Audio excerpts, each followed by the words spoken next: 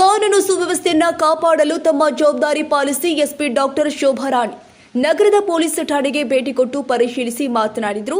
ಇತ್ತೀಚಿನ ದಿನಮಾನದಲ್ಲಿ ರಸ್ತೆ ಅಪಘಾತದಿಂದ ಸಂಭವಿಸುವ ಬಹುತೇಕ ಸಾವು ನೋವುಗಳು ಹೆಲ್ಮೆಟ್ ಧರಿಸದ ಕಾರಣದಿಂದ ಸಂಭವಿಸ್ತಾ ಇದೆ. ಸುರಕ್ಷಿತ ಸಂಚಾರಕ್ಕಾಗಿ ಕಡ್ಡಾಯವಾಗಿ ಪ್ರತಿಯೊಬ್ಬರು ಕೂಡ ಹೆಲ್ಮೆಟ್ ಧರಿಸಬೇಕು. ಅಲ್ಲದೆ ವಾಹನ ಚಲಾಯಿಸಬೇಕಾದ್ರೆ ಮೊಬೈಲ್ ಬಳಸೋದು, ಮದ್ಯಪಾನ ಸೇವನೆ ಮಾಡಬಾರದು. ಸಾಮಾಜಿಕ ಜಾಲತಾಣದಲ್ಲೂ ಕ್ರಿಯಾಶೀಲಗೊಳ್ತಾ ಇದ್ದಂತೆಯೇ ಸೈಬರ್ ಅಪರಾಧಿಗಳು ಹೆಚ್ಚಾಗ್ತಾ ಇದ್ದಾರೆ. ಈ ಮೂಲಕ ಅನಾಮಿಕ ವ್ಯಕ್ತಿಗಳು ಕರೆ ಮಾಡಿ ಬ್ಯಾಂಕ್ನಿಂದ ಕರೆ ಮಾಡುವುದಾಗಿ ಸುಳ್ಳು ಹೇಳುವ ಮೂಲಕ ಬ್ಯಾಂಕಿಗೆ ಸಂಬಂಧಿಸಿದಂತಹ ದಾಖಲೆಯನ್ನ ಕೇಳಿ ಹಣವನ್ನ ವಂಚಿಸುವ ಕೃತ್ಯಗಳು ಜರುಗ್ತಾ ಇವೆ. ಈ ತರಹದ ಯಾವುದೇ ನಕಲಿ ಕರೆಗಳಿಗೆ ತಲೆ ಕೆಡಿಸಿಕೊಳ್ಳದೆ ನಿಮ್ಮ ಬ್ಯಾಂಕ್ ಖಾತೆಯ ಮಾಹಿತಿ ಹಾಗೂ OTPಗಳನ್ನ ಹಂಚಿಕೊಳ್ಳದೆ ಸುರಕ್ಷಿತವಾಗಿರಿ ಅಂತ ಹೇಳಿದ್ರು.